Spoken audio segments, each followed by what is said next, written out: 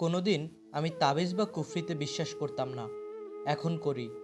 সুস্থ একটা মানুষকে এভাবে মেরে ফেলার চেষ্টা করে কী লাভ? ঘরের আনাচে কানাচে কত কী যে পেলাম। এসবের ফল পাবেন, চিন্তা করেন না। আল্লাহ ছাড় দেয় কিন্তু ছেড়ে দেয় না। এই অদ্ভুত লেখাটি মৃত্যুর কিছুদিন আগে নিজের সোশ্যাল মিডিয়ায় পোস্ট করেন তানিন সুভা। মৃত্যুর কিছুক্ষণের মধ্যেই পোস্টটি দ্রুত ভাইরাল হয়। চারিদিকে ছড়িয়ে পড়ে গুঞ্জন, তানিন কি সত্যি কালাজাদুর শিকার নাকি কোনো ষড়যন্ত্রের শিকার। 2 জুন হঠাৎ করেই অসুস্থ হয়ে পড়েন তানিন সুভা। দুপুরে ঝাল ভর্তা জাতীয় খাবার খাওয়ার পর শুরু হয় পেটের অস্বস্তি। প্রথমে সাধারণ অ্যাসিডিটির চিকিৎসা দেওয়া হয়, কিন্তু সন্ধ্যা হতেই অসুস্থতা বেড়ে যায় বহুগুণে। শুরু হয় মৃত্যুর দিকে যাত্রা। হাসপাতালে পৌঁছানোর পর চিকিৎসকেরা বললেন অনেক দেরি হয়ে গেছে। লাইফ সাপোর্টে নেওয়া হয় তানিনকে, কিন্তু তার শরীর আর সাড়া দিচ্ছিল না। 2টি কিডনি প্রায় বিকল। পরিণতি হয় স্ট্রোক। ব্রেন কাজ করা বন্ধ করে দেয়।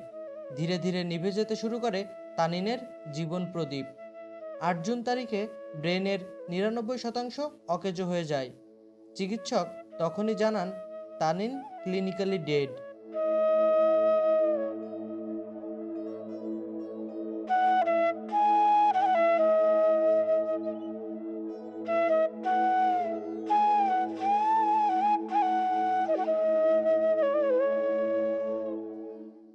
এরপর স্বামীর সম্মতিতে 10 জুন সন্ধ্যায় খুলে দেওয়া হয় লাইফ সাপোর্ট। মাত্র 30 বছর বয়সে চিরতরে থেমে যায় এক তরুণীর হৃদস্পন্দন। মাত্র 14 বছর বয়সে বিয়ে, অল্প বয়সে সংসার শুরু। প্রথম সংসার ভেঙে যায় একটি কন্যা সন্তান নিয়ে। পরে ভালোবেসে বিয়ে করেন এক পাইলটকে। সেই সংসারেও রয়েছে মাত্র 1.5 বছরের এক কন্যা। তবে সুখ তার ভাগ্যে কমই ধরা দিয়েছে। ব্যক্তিগত জীবনের নানা টানাপোড়েনের মাঝে লড়াই করে যাচ্ছিলেন তানিন, কিন্তু কে জানতো সেই লড়াইয়ে হঠাৎ এভাবেই থেমে যাবে।